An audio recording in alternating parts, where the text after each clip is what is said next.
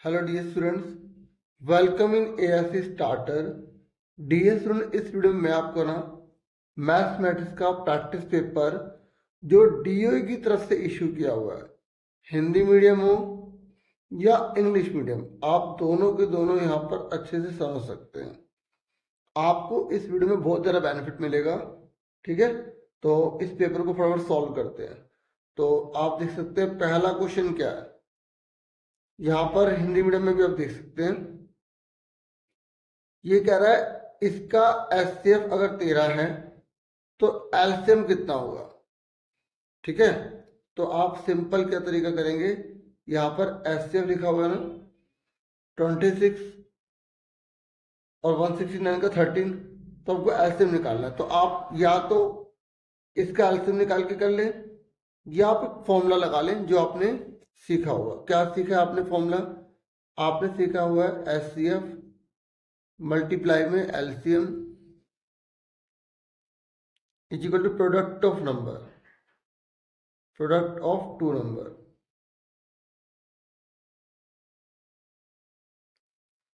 तो एचसीएफ कितना, देखो हम ये रफली करेंगे ना, तो एचसीएफ कितना है 13, एलसीएम कितना हमें नहीं पता। हिंदी में क्या लिखेंगे, दो संख्या को गुणनफल, क्योंकि ये एमसीक्यू है तो इसका थ्योरी का कोई मैटर नहीं रखता। हमें एग्जाम में क्या करेंगे, क्वेश्चन नंबर 1 डाल के, ठीक है, उसका जो पहला है जैसे ये, तो यहाँ पर जो आंसर होगा वो हम लिख देंगे। ठीक है, अभी देखो सॉल्व करते हैं। दो नंबर कौन से हैं, 26 और 169 है, तो दो नंबर हमारे सामने। अब ये मल्टीप्लाई वाला जगह क्या हो जाएगा, डिवाइड हो जाएगा। ठीक है, गुणा वाला जगह क्या हो जाएगा, भाग हो जाएगा। हिंदी में बोलेंगे दो संख्याओं को गुणनफल, दो संख्याओं का गुणनफल। ठीक है, तो देखो काटो, 13 दूनी 26, सीधा कट गया। हमने मल्टीप्लाई नहीं करनी, ऊपर नीचे काट दो।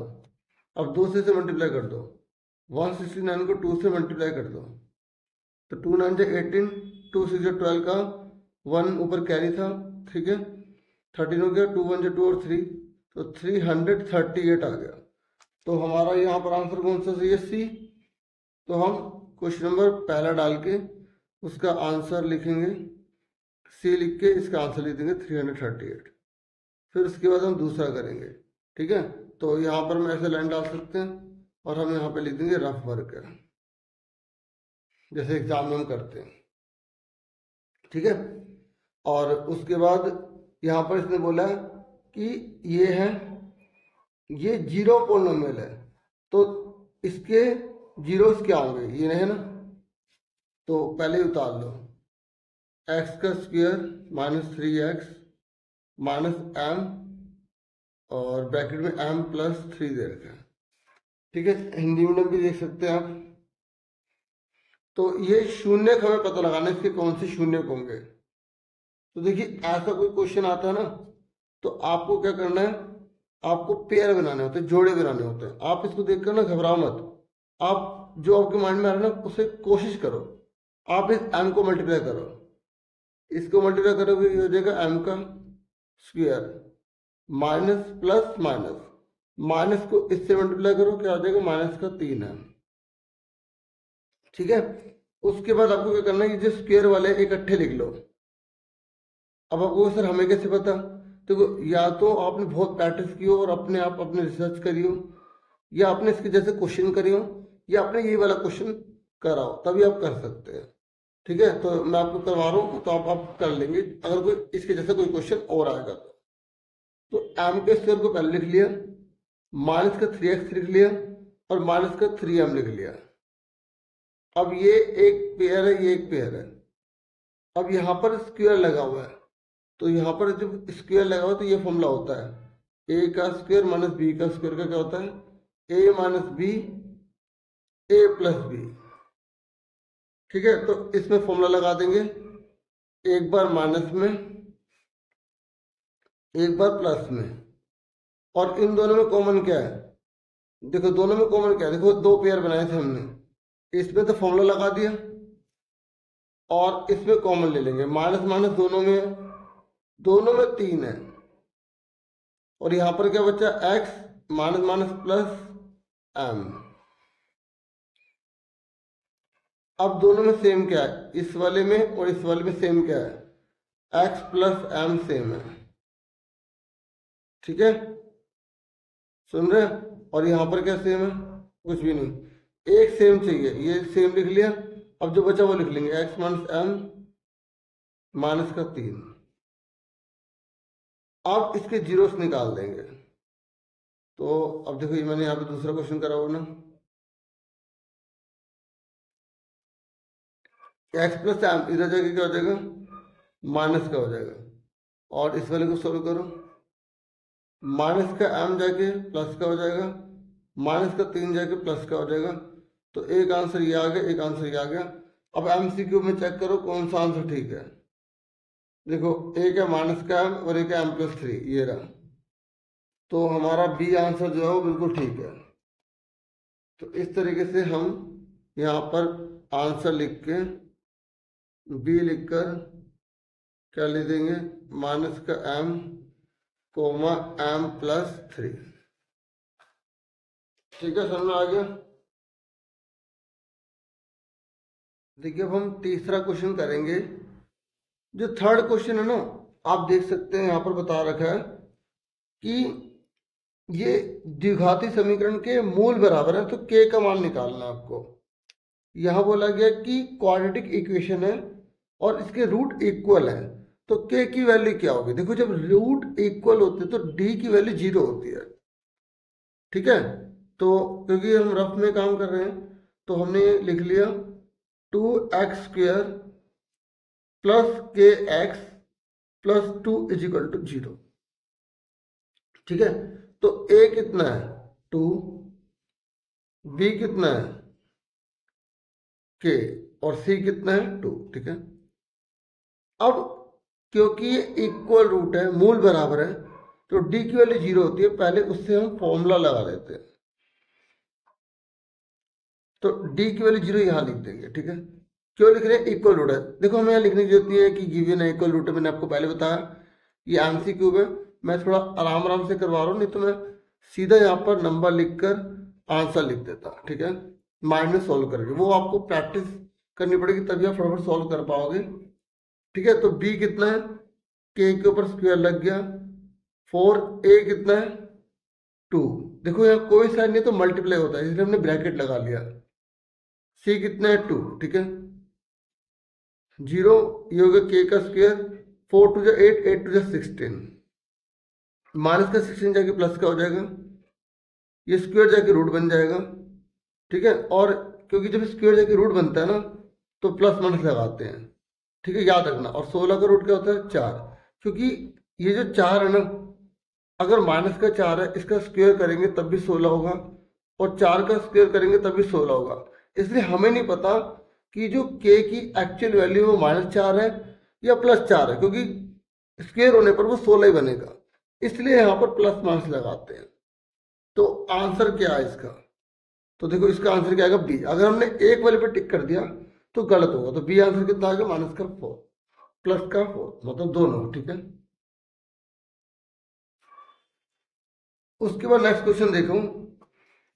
यहाँ पर नेक्स्ट क्वेश्चन जो बोला गया है,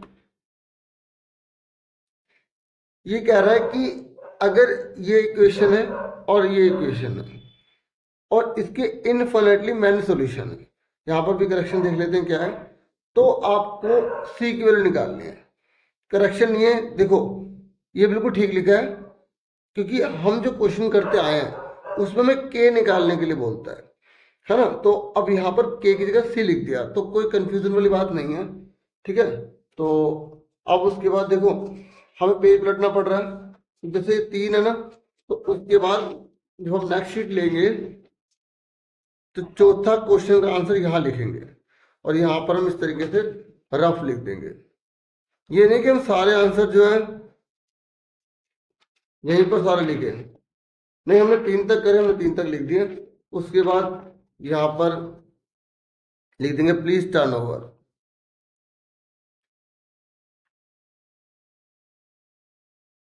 अगर आप नहीं भी लिखेंगे तब भी कोई बात नहीं, आप सीधा एरो बना दो। ठीक है,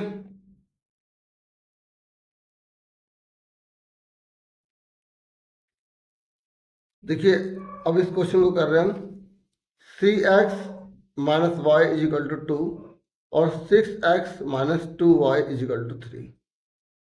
ठीक है, क्वेश्चन मैंने आपको ऑलरेडी दिखा दिया। तो देखो मैं आपको डीपली समझा रहा हूँ। x के साथ वाले को a1 कहते हैं, y के साथ वाले को b1 कहते हैं, या कुछ नहीं है तो माइनस का 1 ले लेंगे, और जो ये होता है ना c होता है। अब इसको उधर लेकर हमेशा सोचना होता है। तो अब मैं ऐसे लिखूंगा तो हमारा टाइम चला जाएगा,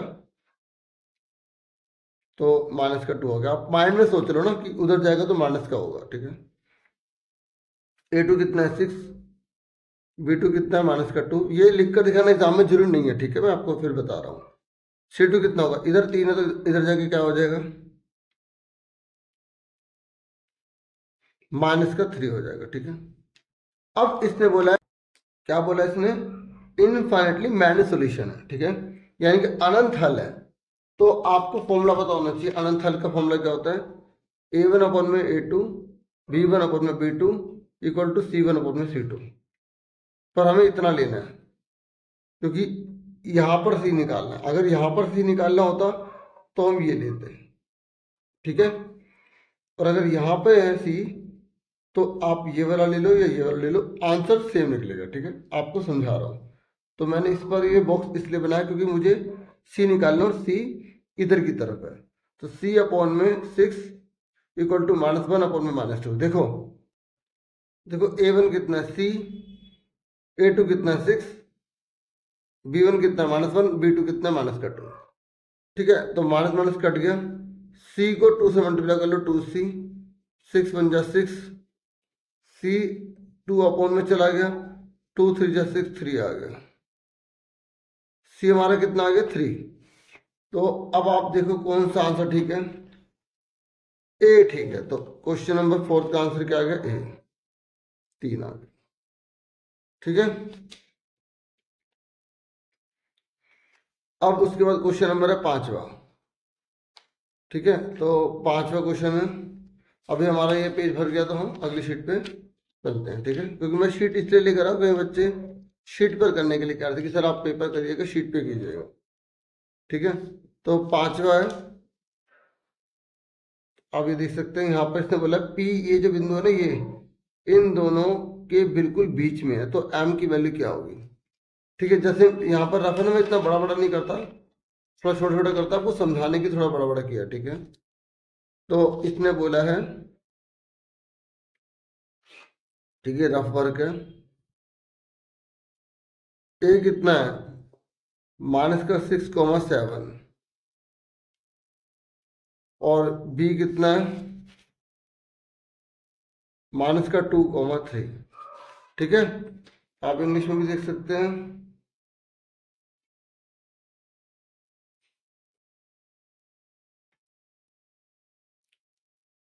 और इसने बोला है कि ये बिल्कुल बीच में है, यहाँ पर बीच में लिख लेंगे m अपॉन में 3,5। देखो अगर बीच में है यानी कि मिड पॉइंट फॉर्मूला लगेगा, और मिड पॉइंट में कौन सा लगेगा, हमें x नहीं पता तो x का लगेगा। x का फॉर्मूला क्या होता है, x1 प्लस x2 अपॉन में 2। ठीक है, x1 प्लस x2 अपॉन में 2। x कितना है, m1 अपॉन में 3। इसको x1 कहते हैं, इसको y1 कहते हैं, इसको x2 कहते हैं, इसे y2 कहते हैं। x1 कितना है -6, x2 कितना है -2, और नीचे 2 आ गया। ठीक है, अब ये m अपॉन में 3 है, -6 प्लस माइनस माइनस अपॉन में क्या है 2। ठीक है, m अपॉन में 3 इक्वल टू 6 और 2 कितना हो गया, 8 हो गए। ठीक है, आप क्रॉस मल्टीप्लाई कर देंगे, आपको काटना तो काट दो, ये तो क्रॉस मल्टीप्लाई कर दो, ये हो गया 2m, ये हो गया 8 के 24 माइनस का। ठीक है, फिर माइनस का 24, ये 2 मल्टीप्लाई वाला डिवाइड हो जाएगा, इसे काटेंगे तो 24 का तो 12 आ गया। ठीक है, तो आंसर हमारा कौन सा ठीक है, ये आप देखेंगे यहाँ पर हमारा आंसर क्या है, ये a इक्वल टू -12। तो 5वें का आंसर क्या है हमारा,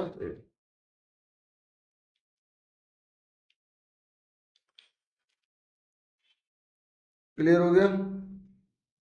उसके बाद छठा क्वेश्चन पर देखो, ये क्या रहा है, क्वेश्चन नंबर छठा। ठीक है, 6th क्वेश्चन देख लो आप, क्या कह रहा है छठे क्वेश्चन में।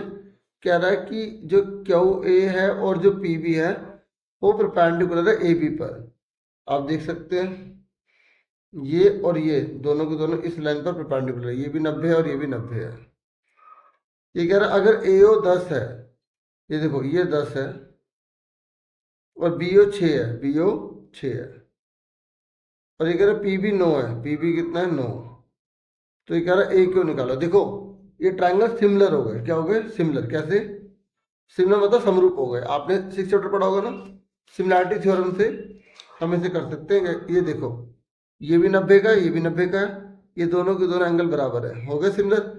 जब दो ट्रायंगल सिमिलर होते हैं तो उनकी जो साइड होती है वो प्रोपोर्शनल होती है। जब दो त्रिभुज समरूप होते हैं तो उनकी भुजाएं जो होती हैं वो समानुपातिक होती हैं। तो हम कैसे करेंगे, बहुत सिंपल है डियर। ये देखो हम लिखेंगे ए क्यू, ठीक है, बटे में ए ओ, क्योंकि हमें हमें इसको इसको इसको और इसको देखना है इसलिए। तो ए क्यू बटे में ए ओ बराबर किसके होगा, पी बी, क्योंकि हमने इधर ये वाली लाइन ली है तो इस तरफ भी ये वाली लाइन लेंगे। उसके बाद हमने हॉरिजॉन्टल लाइन लिया ए ओ, तो इधर क्या लेंगे बी ओ। अब वैल्यू पुट कर दो फटाफट। देखो भाई ए क्यू कितना है, ए क्यू हमें निकालना है, ठीक है। ए ओ कितना है 10, ठीक है। पी बी कितना है, पी बी है 9 और बी ओ कितना है हमारा 6। ठीक है, मैं बिल्कुल आराम से करा रहा हूँ, जिसको समझ में आ रहा है वो स्पीड बढ़ा भी सकता है, ठीक है। मैं हर बच्चे को ध्यान में रखकर कर रहा हूँ, क्योंकि धीरे वाले को स्पीड से अगर कराऊंगा तो उसे दिक्कत हो जाएगी। अब जो स्पीड वाले हैं वो तो स्पीड तेज कर ही ले सकते हैं, ठीक है। देखो इसको इससे मल्टीप्लाई, इसको इससे मल्टीप्लाई, ठीक है। ये मल्टीप्लाई वाला 6 डिवाइड हो जाएगा। अब इसे काटो, 6 × 6, 3 बचे, 6 × 30, तो ए क्यू कितना आ गया 15 आ गया। तो हम छठे का आंसर जो है ये भी ए है, 15 लिख देंगे, 15 सेंटीमीटर,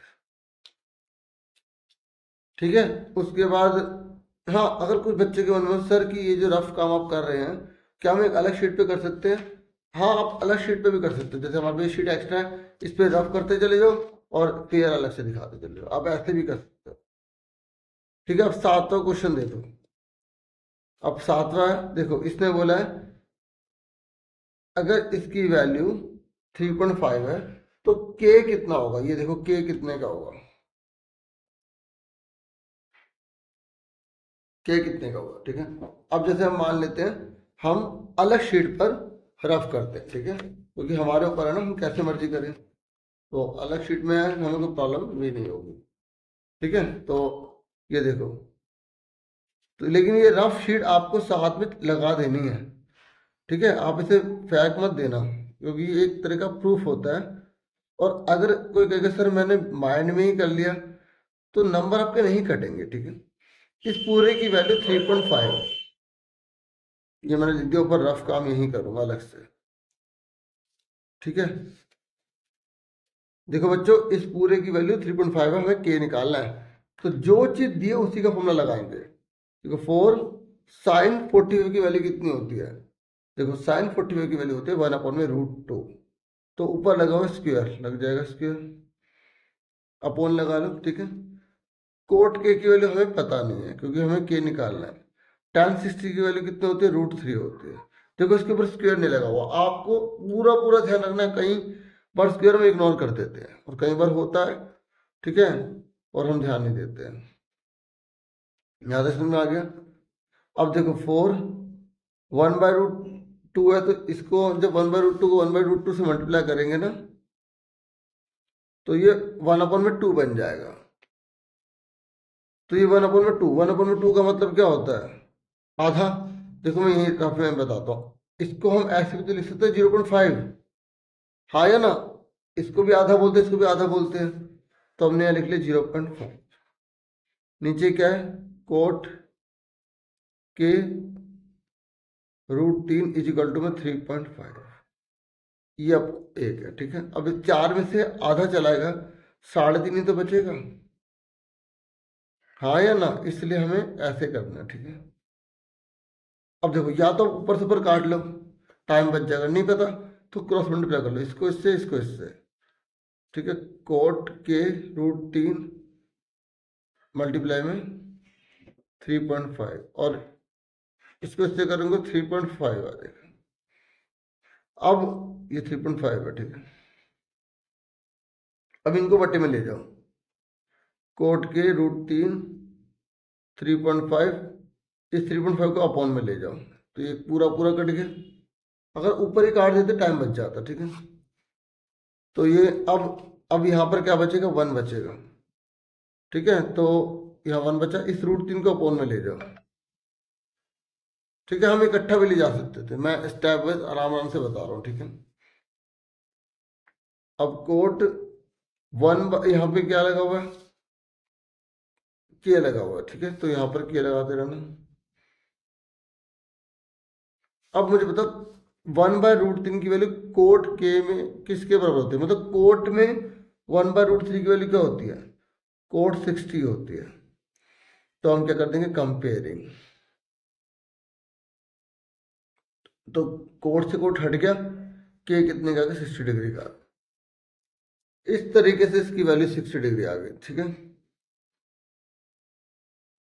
तो क्वेश्चन नंबर 7 होगा सी आंसर, ठीक है। आंसर है ये, आंसर है।